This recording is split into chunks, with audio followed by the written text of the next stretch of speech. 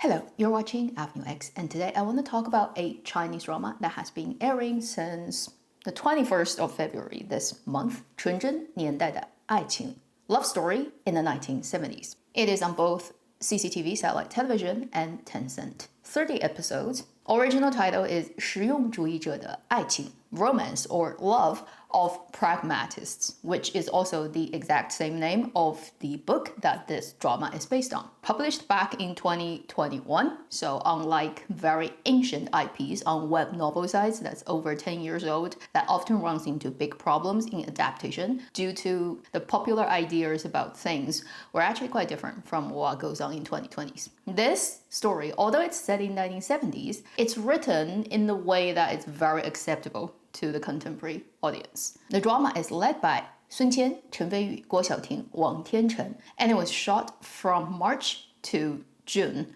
last year in Hubei province. Well, let me quickly introduce you to what the story is. Based on its original title and its original drama title, you already know it is love stories between people who are very practical, set in 1970s. And this is a couple of love stories between young people, although you do see their parents too, so you can count the parents as older pairs of love stories also. And these young people are brothers and sisters, they're friends growing up together, and eventually they all kind of get bound together by marriage as well. Before I watch this drama, I really have zero or neutral kind of expectation of this type of drama. Like I said earlier in my weekly video, these type of specific era setting drama really is testing on young actors as they personally don't have that memory and experience. And although technically it wasn't so long ago, China actually had gone through a huge societal change in every way and every sense. How people act, talk, the societal atmosphere down to every detail in the 70s is actually vastly different, say, compared to 90s,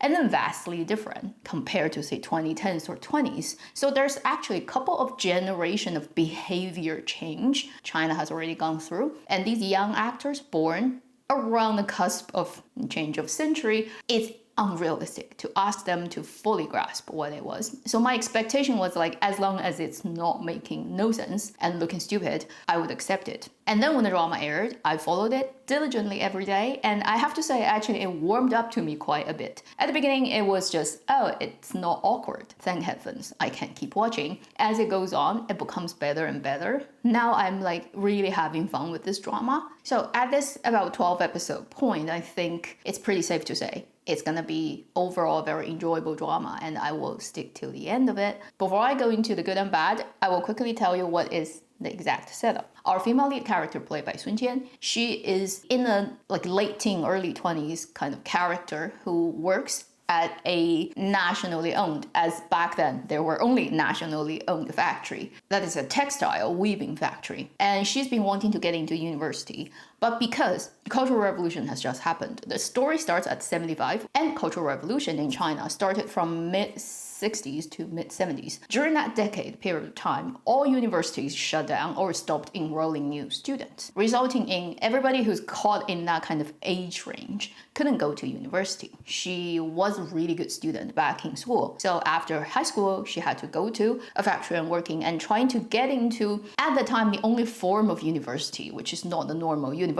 And you can only go there through recommendation. She's been trying that for years and years and couldn't get accepted. She runs into a guy played by Chen Feiyu, who came from one of those unfavored family background. His parents were all sent to countryside for re-education. He himself was sent to far away to the forestry logging place in China in the north as re-education as well, including her sister as well, played by Guo Xiaoting in the story as a Zhiqing, which is a very famous group of people in Chinese history back then. And this is already at the end of a cultural revolution, so technically people can start to go back to where they come from where they were working during Cultural Revolution. He went back to his hometown from very far away logging industry to visit, and then runs into an accident and became a hero, saving other people, but got injured. And he's got brain injury, which caused him to lose memory and also lose some abilities of just doing normal daily stuff. So the factory took on the responsibility of taking care of him, and they had to find somebody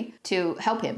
And the female lead saw this as opportunity because she thought, if I could help this guy nurse him back to health, I will get rewarded by the factory and maybe I will be recommended to go to university. So she totally looked at it from a very pragmatist point of view and decided to stay on his bedside and help him. And that's how the two leads meet. And it will obviously develop into something that they are a pair, right, at the end of the story. But it has a lot of really funny little sort of turns and twists and hiccups here and there. And that's basically how the story is set up and where it's gonna go, which is she is eventually gonna go to university, although she hasn't yet at this point. I can talk about that later in this video, but this interests me quite a lot because some parts of it definitely is my parents' experience, and what my mother, for example, has gone through is very similar to the female lead. So that's the setup of the story. Let's talk about good and bad. I'll say the bad first because I have to pick a couple of things I wish it could do better, but overall, actually, I really don't have any significant complaints. First thing I would say that's not so ideal is, like I said earlier, it's not really how people act and behave and feels like in 1970s if you look at the two leads' performance. Sun Qian was born in 97, Chen Feiyu was 2000, 2.5 decades away from the time. And although it doesn't sound like too much time, in China, this particular society from the 70s to 2020s, things have changed probably, let's say, like tenfold more drastically than any time before in Chinese history. Every 5 years, people literally change their mindset and behavior and how the society does everything and anything. Unless you've time traveled back and you've watched real recorded a huge amount of stuff, or you're born earlier so that you've actually seen people living through that period, or at least not so long after that, like I can see my parents in the 80s, for example. Therefore, you have an idea, right? Otherwise, you're too far removed, it becomes impossible to imagine. Frankly speaking, in the 70s, people are a lot more political, and they're a lot more 左, which is leftist, from our current point of view. And, you know, I've heard plenty of stories from my parents telling me like how people would behave back then. I think this is okay because this is really not targeted towards old people these days. It is made for younger audiences who really personally don't know that era either. Whether you should be as accurate as you can when you're depicting a real period of time, or whether you should think about who are your targeted audiences who are gonna watch this thing actually and how it worked for them.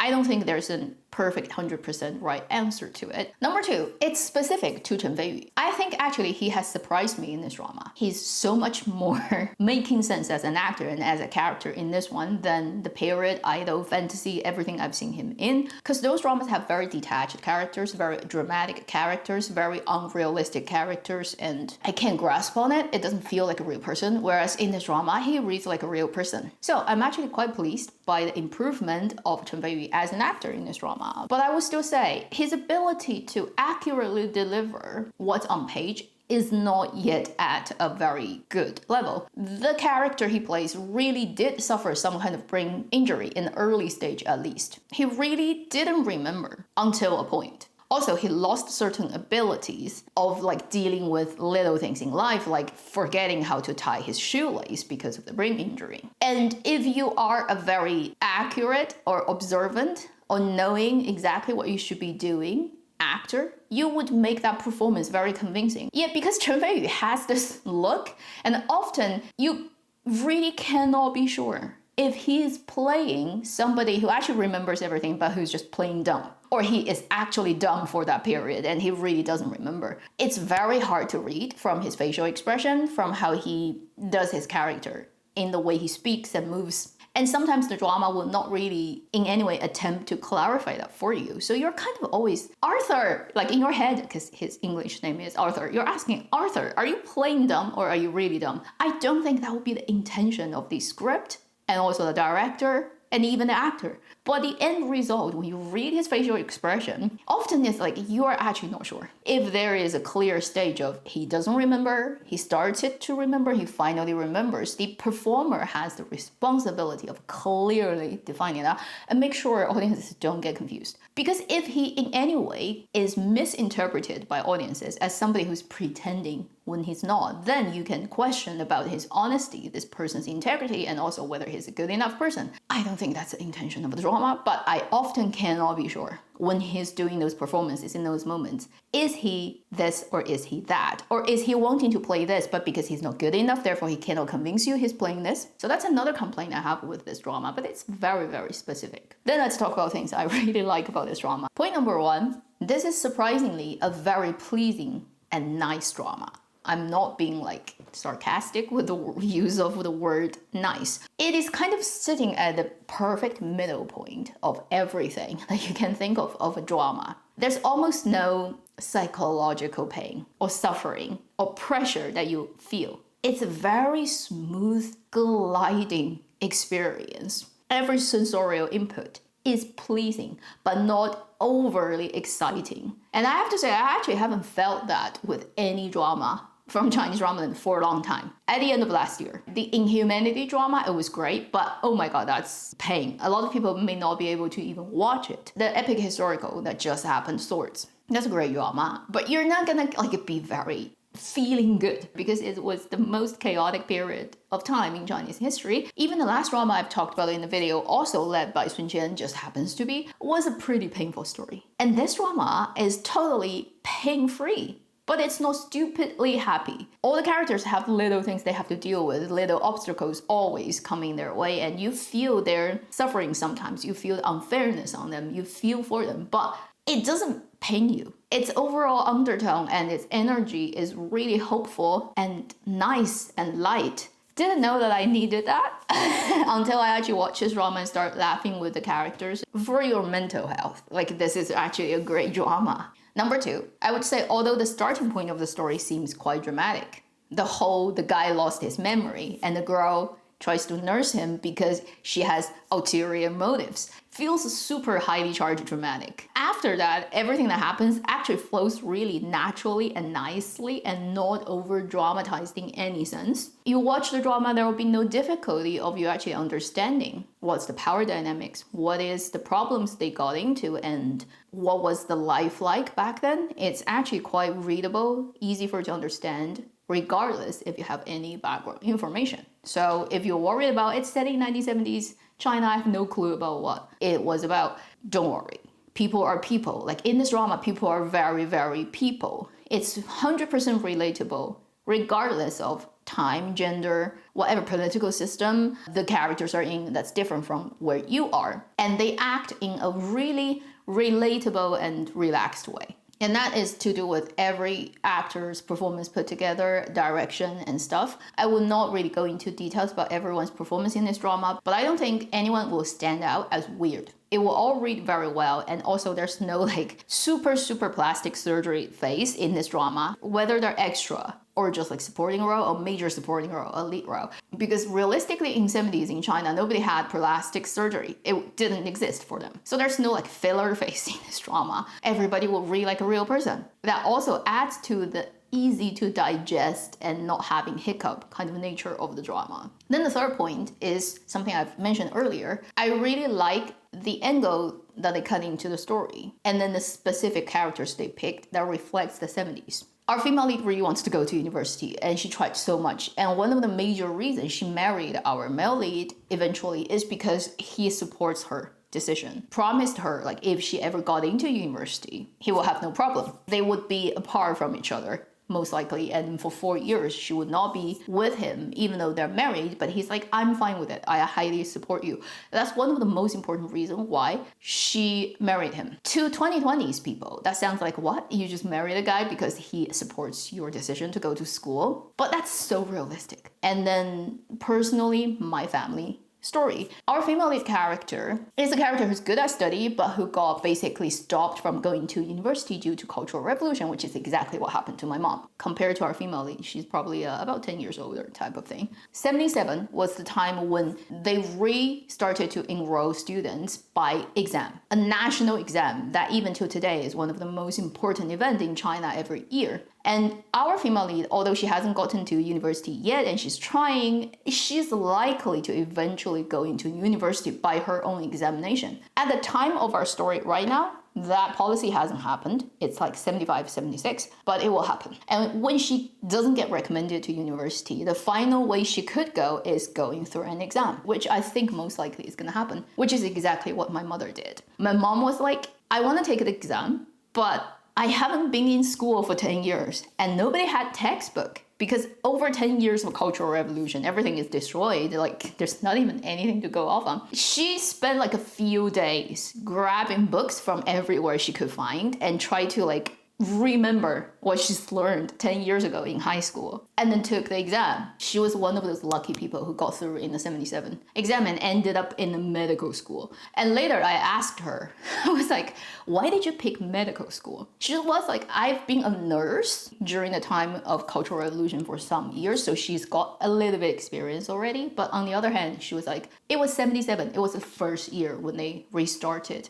There were very limited number of universities that were getting students and very limited majors. If I had a choice, if that year actually enrolled students in law school, I probably would try to apply to that, but there wasn't any. So medical school is the only thing I can think of that I could try, and she got it, and she got into one of the best medical universities in China. But given that 77, where they were testing 10 years piled up high schoolers, and they have very low standard, the usual, because they expect people not doing work for 10 years and not remembering any shit that they've learned in high school. So that wasn't exactly normal standard exam. But then, because there are so many people trying to get through that exam, it's like probably 10 times more than the normal amount of high schoolers. Therefore, it's also fierce competition. Although the drama hasn't gotten to that point, I'm thinking most likely our female lead actually ended up in university by doing that and then changed her life. Oddly enough, although my mother was not as skinny as Sun Qian or tall,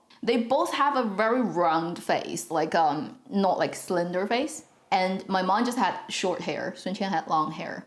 But honestly, if they take a 90s, 70s black and white style photo with the same hairstyle, they will actually look quite similar. And by the time I recommend this drama to my mother, I will let her know, I'll point it out. Does it jog your memory of the 70s and what you've actually gone through? Overall, so far, I'm very happy with the story. And I have friends who usually watches dramas with me. They also have similar reaction. They were like, we expected nothing from this drama. And it actually turned out to be quite watchable and not weird at all. And the recent couple of episodes, around the time when our female lead and male lead finally got married, and a couple of things that happened around their marriage, it's pretty dramatic and fun. When I was watching it, I was laughing so much, particularly during the talk on their wedding night between our female lead and her mom. When I tell my mother to go and watch it, she will laugh too. It would be great if you actually understand Chinese as it is. Then the funny thing that happens and in their dialogue will sound even more funnier than say if it gets translated. That's my opinion on the drama 纯真年代的爱情 love story in the 1970s around episode 12. It may be finally a drama that I can actually share with my parents and we can all have fun with it. And I will highly recommend you give it a try and check it out.